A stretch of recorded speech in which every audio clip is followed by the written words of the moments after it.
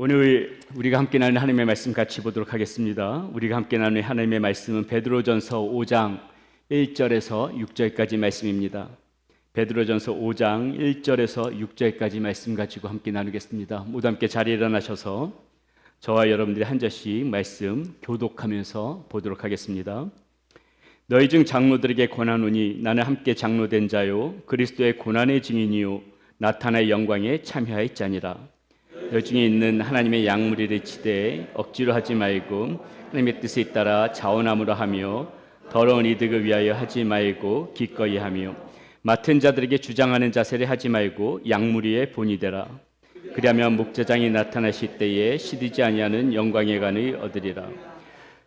젊은 자들아 이와 같이 장로들에게 순종하고 다 서로 겸손함으로 허리를 동이라. 하나님은 교만한 자를 대적하시되 겸손한 자들에게는 은혜를 주시느니라. 그러므로 하나님의 능하신 손 아래서 겸손하라. 때가 되면 너희를 높이시리라. 아멘. 예, 자리에 앉으시겠습니다. 기도합니다. 하나님, 이 시간에도 우리들의 마음 가운데 성령 하나님께서 주시는 그런 말씀 붙잡고 다시 한번 우리의 영이 새롭게 되어지고 우리의 삶이 새로워질 수 있는 그런 시간 될 수 있기를 소원합니다. 성령 하나님, 이 시간 우리의 마음 가운데 감동 주시고 역사하여 주시고 우리들을 인도하여 주시옵소서. 하나님 앞에 올려드린 예물 주의 영광 위하여 쓰임받는 예물이 되어질 수 있도록 인도하여 주시고 우리 사랑하는 성도님들 모든 형편들 하나님께서 일일이 살펴주셔서 꼭 필요한 은혜 하나님께서 허락하여 주시옵소서. 우리 주 예수 그리스도의 이름으로 감사하며 기도드렸습니다. 아멘. 예, 오늘 본문 말씀은 목회자들에게는 교과서와 같은 그러한 말씀입니다. 아마도 많은 목사님들이 이 목사 안수를 받을 때 설교 말씀을 통해서 이 말씀, 이 구절 본문 말씀을 듣거나 아니면은 목사 안수패라든지 목사 안수증 등에 바로 오늘 말씀에 이 구절들이 쓰여져 있을 것입니다. 저 역시도 이 목사 안수패에 이 본문 말씀의 한 구절이 쓰여져 있습니다. 그만큼 이 말씀은 이 목회자들이 늘 마음을 새기고 목회를 해야 하는 그런 중요한 말씀이라고 할 수 있겠습니다. 그러나 우리는 오늘 이 말씀을 단지 목회자들에게만 주어지는 그런 말씀으로 봐서는 안 될 것 같습니다. 1절 말씀에서 너희 중 장로들에게 권하노니 라는 말씀으로 베드로는 시작합니다. 물론 1차적인 대상자는 목회자나 그리고 어떤 교회의 직분을 맡은 사람들이 가리키는 것이라고 할 수가 있습니다. 하지만 오늘날 우리는 이 말씀을 단지 교회의 어떤 그런 지도자들에게만 국한시킬 것이 아니라 교회 안에서 이 맡은 성도들 그리고 더 나아가 특별히 맡은 직분이 없더라도 더 열심히 하고 있는 이 자리에 앉아 계신 여러분들 모두에게 일꾼이 가져야 하는 그런 마음의 자세를 말씀해 주고 있는 것으로 우리는 오늘 이 말씀을 살펴볼 때 더 은혜가 있을 것이라고 생각을 합니다. 자, 먼저 베드로는 1절에서 나는 함께 장로된 자요 그리스도의 고난의 증인이요 라고 말씀하고 있습니다. 자, 그런데 가만히 생각해 보면은 베드로는 그리스도의 고난을 이해했던 사람이 아닙니다. 그는 오히려 메시아는 고난을 당하면 안 된다고 생각했던 사람 중에 한 명이었죠. 그래서 예수님께서 걸어가고자 했던 그 십자가의 길을 정면으로 반박했던 사람이었습니다. 그 결과 베드로는 예수님을 3번이나 모른다고 부인하면서 도망갔던 그런 처절한 실패를 경험했던 사람입니다. 그럼에도 지금 베드로는 자신의 그리스도의 고난의 증인이라고 소개하고 있습니다. 자, 무슨 의미일까요? 고난을 외면하고 실패하였던 그런 자신에게 예수님의 이 십자가는 자신을 위한 십자가였으며 그 은혜가 어떻게 자신과 같은 실패자를 주님의 양을 치는 목회자로 변화시켜 놓았는지를 지금 베드로는 경험했기 때문에 이 말씀을 지금 하고 있다는 것이에요. 그리스도의 고난의 증인이란 바로 베드로에게 있어서 그런 자신의 간증의 고백이었던 것입니다. 자, 그러므로 베드로가 장로들에게 권하는 이 권면은 교회의 리더자들 뿐만이 아니라 우리 모든 그리스도인들의 그런 신앙과 삶의 가장 기본적이고 중요한 원리가 담겨져 있는 말씀이다. 이렇게 우리가 보시면 될 것 같습니다. 자, 왜 그럴까요? 우리 역시도 죄인이었지요. 실패자였습니다. 하나님 앞에 부끄러운 인생이었습니다. 예수님의 십자가는 베드로만을 위한 십자가가 아니라 우리를 위한 십자가이기도 합니다. 그런 면에서 우리 역시도 예수 그리스도의 고난의 증인이라고 할 수가 있는 것이에요. 자, 그러면서 베드로 사도는 2절 말씀에서 하나님의 양무리를 치라는 말씀으로 시작합니다. 너희 중에 있는 하나님의 양무리를 치되 억지로 하지 말고 하나님의 뜻에 따라 자원함으로 하며 더러운 이득을 위하여 하지 말고 기꺼이 하며, 이렇게 말씀하고 있습니다. 자, 양무리를 친다고 하면은 예수님께서 베드로에게 하셨던 그 말씀이 떠오릅니다. 예수님께서는 자신을 부인하고 이 실패의 나락으로 빠져서 고향으로 들어가 다시 고기 잡는 업으로 옛 생활을 하고 있던 그 베드로를 찾아오십니다. 그리고 베드로가 주님을 3번 부인했던 그 새벽의 실패를 상기시키면서 그 새벽에 숯불을 다시 펴놓으시고 거기다가 물고기를 구우시죠. 그리고 베드로에게 이렇게 물으십니다. 요한의 아들 시몬아, 네가 이 사람들보다 나를 더 사랑하느냐? 그 새벽에 다시 예수님은 베드로에게 이렇게 물으세요. 베드로가 주님 잡히시던 그 새벽에 사람들이 모인 곳에서 예수님을 3번 부인했기에 똑같이 주님께서는 그 숯불을 피워놓고 베드로에게 지금 이렇게 물으시고 있더라는 것입니다. 타오르는 숯불 앞에서 3번이나 나를 사랑하냐고 물으시면서 내 양을 치라고 하시는 이 예수님의 의도는 무엇이었을까요? 그리고 이 질문을 받고 있는 베드로의 심정은 과연 그때 어떤 심정이었을까요? 네가 다른 사람들보다 나를 더 사랑하느냐? 이 질문에 아마도 베드로는 불과 얼마 전 예수님 앞에서 호언장담했던 자신의 그런 고백을 떠올렸을 것입니다. 베드로는 불과 얼마 전 이렇게 고백했죠.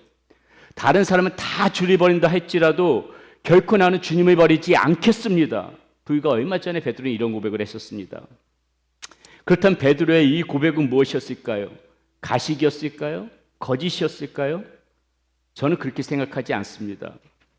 베드로는 이 순간에 이 고백 분명히 진심이었을 것이에요.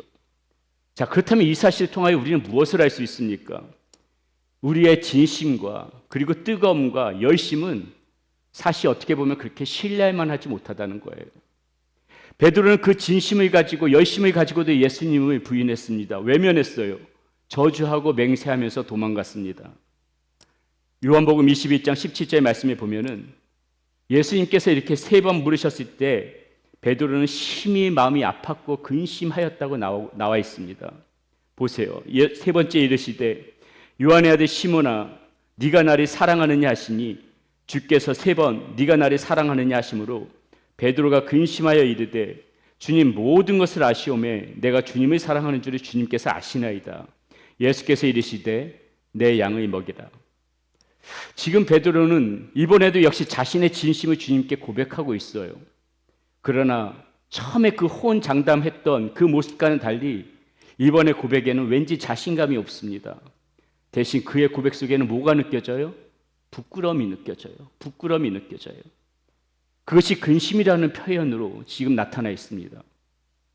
아마도 이 대답을 하는 그의 모습은 그전에 열정적이고 호기롭던 그의 모습은 찾아볼 수 없었을 것입니다. 대신 너무 부끄러워서 기어들어가는 목소리로 주님 아시잖아요. 이런 기어들어가는 목소리로 그렇게 대답하지 않았을까 싶어요. 그러나 여러분, 지금 이 베드로의 이 고백에는 오히려 그전에 호기롭게 주님을 따르겠노라고 큰 소리 치던 때보다 오히려 훨씬 더 울림이 느껴집니다. 진정성이 느껴져요. 베드로의 결단이 느껴집니다. 자, 그렇다면 우리 이 베드로의 모습을 보면서 우리는 오늘 본문에서 일꾼의 자세, 일꾼의 마음을 나누기 전에 분명히 전제되어야 될 것이 무엇인지를 알 수가 있을 것 같습니다. 주님께서 맡기신 양을 치는 일이나 하나님의 일을 하는 데 있어서 우리에게 필요한 것이 무엇이겠어요? 주님을 얼마나 뜨겁게 따를 것인가, 그것이겠습니까? 열심, 자신감이겠습니까? 네, 분명히 그것도 중요하지요. 하지만 그보다 더 중요한 것이 있음을 지금 이때 베드로의 모습을 보면서 우리는 보게 됩니다. 그것이 무엇일까요? 그것은 자기 자신에 대해서 지금 한없이 낮아진 마음으로 주님의 은총만 바라보는 가난하고 애통하는 마음. 일꾼에게는 바로 이 마음이 먼저 있어야 된다는 것이에요. 어떤 뜨거움보다도, 열심보다도 바로 애통하고 주님만 바라보면서 주님, 나 같은 사람이 무엇이간데, 이러한 마음이 먼저 있어야 된다는 거예요. 나같이 실패한 자도, 나 같은 죄인도 하나님께서 택하여 주시고 하나님의 일을 조금이라도 할 수 있다는 그러한 사실, 그 일꾼으로 삼아주신 것에 대해서 감격할 줄 아는 마음, 감사할 줄 아는 마음이 하나님의 일꾼이 가져야 되는 마음이라는 것이에요.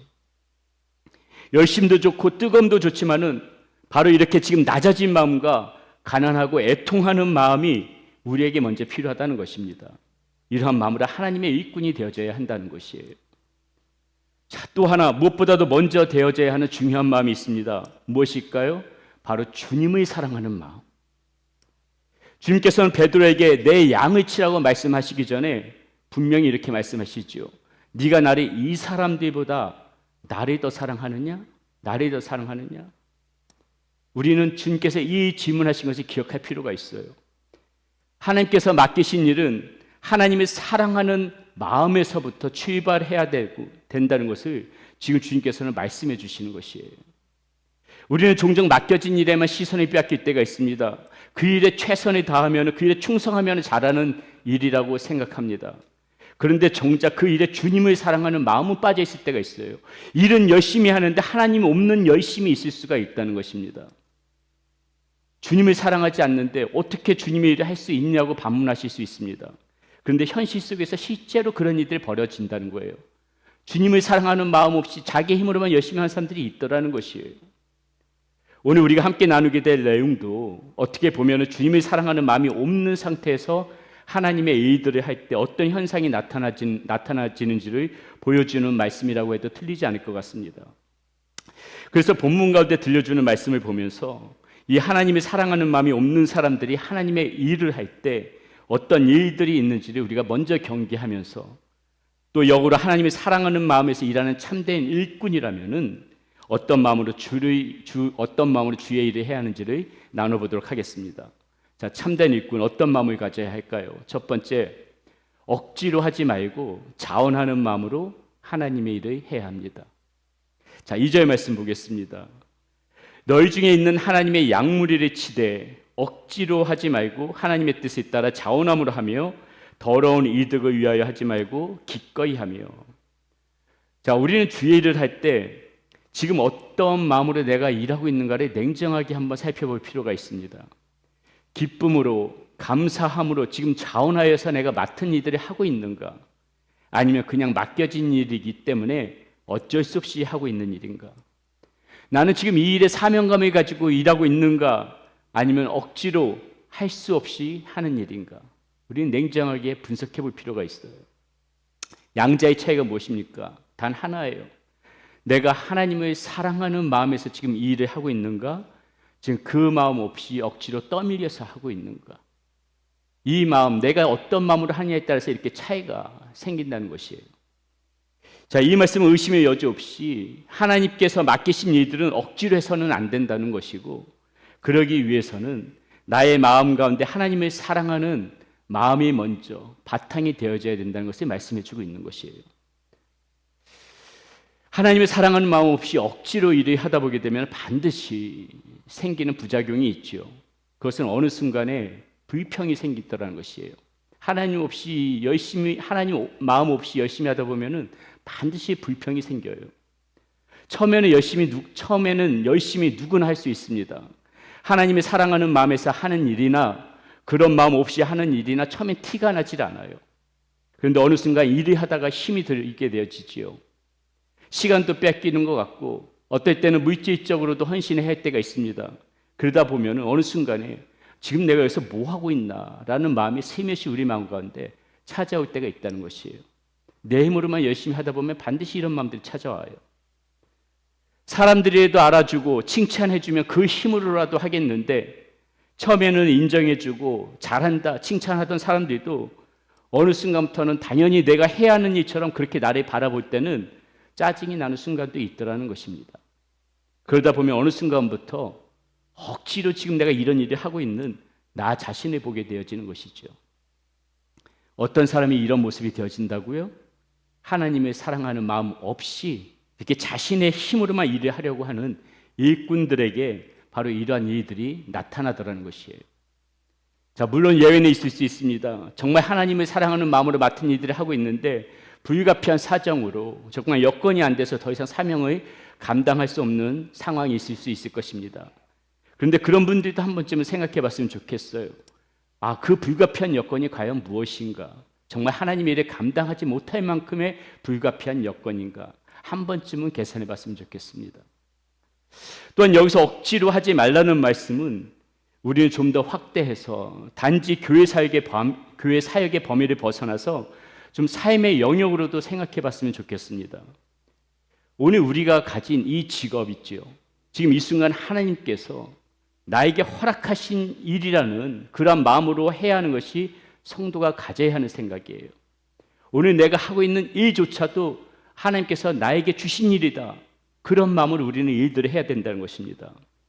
그러므로 삶의 현장에서 나의 직업으로 하는 일은 단지 내가 돈을 버는 수단을 넘어서서 하나님께서 지금 나에게 주신 일이라는 그런 마음으로 최선을 다해야지 그게 성도다운 모습이라는 것이죠. 자, 그렇다면 그 일 역시도 억지로 해서는 안 되는 것이죠. 내가 지금 무슨 일을 하고 있든지 간에 하나님께서 나에게 허락하신 일이라고 생각하고 하나님을 사랑하는 마음으로 열심히 최선을 다해서 지금 나에게 맡겨진 일들을 삶의 현장에서 해나갈 때 하나님께서도 그 일을 통하여서 여러분들 축복의 통로로 그 일을 통하여서 그렇게 삼아주시는 것이에요. 시편 말씀에도 보면 다윗이 이런 고백을 하는 것을 볼 수가 있습니다. 여호와는 나의 산업과 나의 자녀의 소득이시니 나의 분깃을 지키시니이다. 내게 줄로 재어진 구역은 아름다운 곳에 있으며 나의 기업이 실로 아름답도다. 이렇게 고백해요. 지금 일을 하고 있으면서도 그 일에 불평을 가지며 억지로 하는 것이 아니라 바로 지금 이 다윗의 고백처럼 여호와께서 지금 현재 내게 줄로 재어준 구역은 정말 아름다운 하나님께서 주신 그런 구역이구나. 나중에 하나님께서 또 다른 구역으로 옮겨주게 되면 그 역시도 이 구역 하나님께서 나에게 주신 줄로 재어준 아름다운 구역이구나. 이런 마음으로 최선에 다해서 우리가 일을 한다면은 하나님께서는 틀림없이 더 좋은 길들로 여러분들의 지경을 계속해서 넓혀주실 것이라고 저는 믿습니다.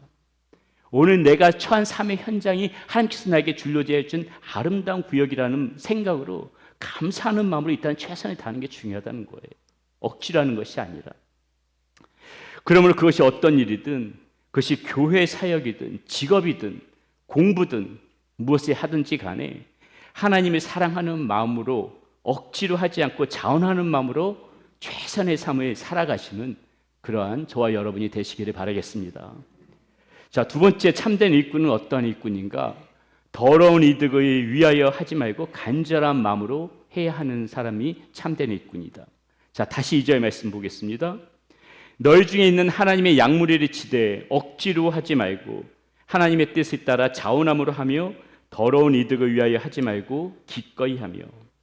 자, 하나님을 사랑하는 마음에서 일을 하는 일꾼은 지금 말씀해 보니까 더러운 이득을 위하여 하지 않고 기꺼이 일을 해야 한다고 말씀하고 있어요. 자, 여기서 기꺼이로 쓰여진 단어가 프로디모스라는 단어인데 무슨 뜻인가? 간절히 바라고 열망한다, 이런 뜻을 가지고 있습니다. 간절하고 간절한 마음으로 정성을 다해가지고 지금 맡은 일들을 해나가야 된다는 것이에요. 목회자에게는 자신의 이득을 위하여서 지금 양무리를 쳐서는 안 된다고 지금 본문에서 말씀해주고 있는 것입니다. 혐오스러운 욕심을 가지고 부끄러운 이득을 취하기 위하여서 양들을 돌본다면은 위험이 올 때 양을 버리고 도망갈 수밖에 없어요. 목자는 그럴 겁니다. 하지만 참된 목자는 양무리를 맡기신 하나님의 마음을 헤아리면서 그분의 뜻에 순종해서 간절한 마음으로 그 자리를 지킵니다. 그 양이 비록 자신에게 맡겨진 양일지라도 자신의 힘을 사용해서 치는 것이 아니라 그 양이 누구에게 속해 있는가를 깨닫고 오직 맡기신 자의 뜻을 쫓아서 그분이 공급해 주시는 힘으로 그 일을 감당해 나가는 것이 참된 목자예요.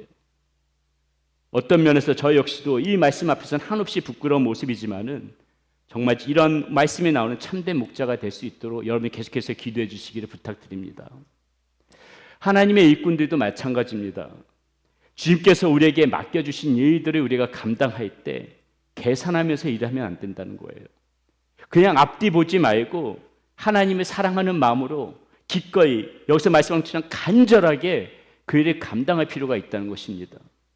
자꾸 계산을 하다 보면은 하나님의 일을 하면서도 손익을 자꾸 따지게 되는 거예요. 내가 이만큼 했는데 이 정도는 인정해 줘야 되는 거 아닌가? 내가 이 정도 열심히 했으면 그만한 대가가 있어야 되는 게 아닌가? 하나님의 일을 하면서도 자꾸 계산을 하게 되면 이렇게 손익을 따지게 되더라는 것이에요. 하나님의 일을 세상 잣대로 매길 수는 없는 것입니다. 세상 잣대로 매기는 순간부터 그 순간 하나님에 대한 충성일 수가 없는 것이에요. 다시 말씀드리건대 하나님의 일꾼에게는 그저 그 일에 대한 간절한 마음만 필요할 뿐입니다. 간절한 마음을 하나님께서 맡겨주시니 내가 해나가겠다. 오직 이 마음만 필요한 거예요. 세상 일도 마찬가지입니다. 앞서도 말씀드렸듯이 지금 내가 하고 있는 일들이 하나님께서 주신 일이라고 믿는다면 우리는 더러운 이득을 위해서 일을 해서는 안 될 것이에요. 세상의 방식도 똑같아요. 우리 그리스도인들이 세상에서 살아갈 때 더러운 이득을 피해야 되는 것이에요. 우리나라 속담에 보면은 개같이 벌어서 정승처럼 쓴다는 말이 있죠. 그리스도인들에게는 틀린 말입니다. 정승처럼 써야 하는 것은 맞지만은 개같이 벌어서는 안 되는 거예요. 그리스도인은 그 과정도 깨끗해야 되는 것입니다. 여러분들께서 이 말씀을 이해하신다면은 직업을 결정할 때 혹은 나중에라도 직업을 바꾸게 되는 상황이 생기게 되면은 해도 되는 일과 해서는 안 되는 일들을 반드시 구별하셔야 할 것입니다. 목회자는 보통 성도가 개업을 할 때 축복하며 기도해 주지요. 찾아가 예배를 드리기도 합니다. 그런데 목회자를 부릴 수 없는 그런 사업을 운영하시는 성도님들이 제가 예전에 목회하던 곳에서는 있었어요. 그게 무슨 딱한 일입니까? 목회자에게 축복을 받는 기도 한번 받지 못할 기업이라면은 오죽하면 그럴까 싶기도 하지만은 마음 한편은 안타까운 마음도 있지만은 그래도 사업을 결정함에 있어서 믿음의 결단을 내려야 하지 않겠습니까? 하나님을 사랑하는 마음이 있으면은 우리는 이런 더러운 이득을 위하여서 일을 하지 않게 될 것입니다. 그런 저와 여러분들이 되시기를 소망합니다. 마지막으로 참된 일꾼, 주장하는 자세를 하지 말고 본이 되어져야 한다. 자, 3절 말씀입니다. 맡은 자들에게 주장하는 자세를 하지 말고 양무리의 본이 되라. 자, 여기서 주장이라는 표현은 위에서 강제로 짓누르고 스스로 주인 노릇을 한다는 뜻입니다.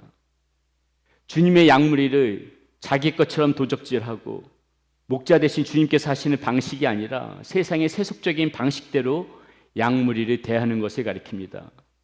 목회자들 참으로 저지르기 쉬운 그러한 잘못이기도 합니다. 이런 부분들이요. 많은 성도님들이 목회자를 존중하는 마음으로 섬겨주지요. 주의 종으로 받들이다 보니까는 목회자들이 순간 교만해질 때가 있습니다. 저도 그것을 항상 조심하려고 합니다. 폭군처럼 군림하면서 강압적인 말로 성도님들이 움직이려고 합니다. 자신의 말에 듣지 않으면 하나님 저주가 임할 것처럼 말하는 목회자가 있다는 소리도 들었습니다. 교회 직분을 마치 당근처럼 이용해서 성도들을 회유하는 방법을 세상 가운데서는 쓰는 것도 보게 됩니다. 다 모두 다 주장하는 자세예요. 주장하는 자세. 베드로 사도는 이런 주장하는 자세가 아니라 본이 되어져야 한다고 말씀하고 있습니다. 저 같은 목회자에게는 참으로 부담스러운 말씀이 아닐 수가 없지요. 본이 되어져야 된다. 어찌어찌해서 주장하는 자세까지 이렇게 안 하는 것은 어떻게라도 해볼 수는 있겠는데 과연 본이 되어지는 이러한 삶, 본이 되어져야 한다는 그런 목회자 여간에서 자신 있게 말씀드리기가 참 쉽지 않습니다. 그러나 저 같은 목회자는 물론이요, 우리가 하나님의 일꾼이라면은 우리에게 필요한 모습은 본이 되어지는 모습이 있어야 된다는 거예요. 우리 모두에게는 그런 모습이 있어야 된다는 것입니다. 여러분, 교회가 어느 때 행복하고 언제 부흥되어질 것 같아요? 누군가에게 본이 되어지는 분들이 많을 때 저는 그렇게 되리라고 믿습니다.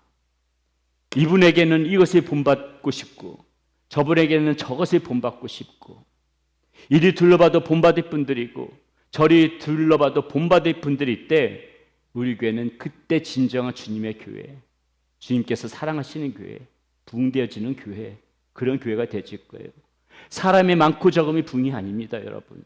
사람이 적더라도 서로를 둘러보면서 저분 참 귀하다, 저분 참 본받고 싶다, 저분의 신앙 참 본받고 싶다, 저분의 삶 참 본받고 싶다, 이런 분들이 있다면 이 교회가 아름다운 게 아니겠습니까?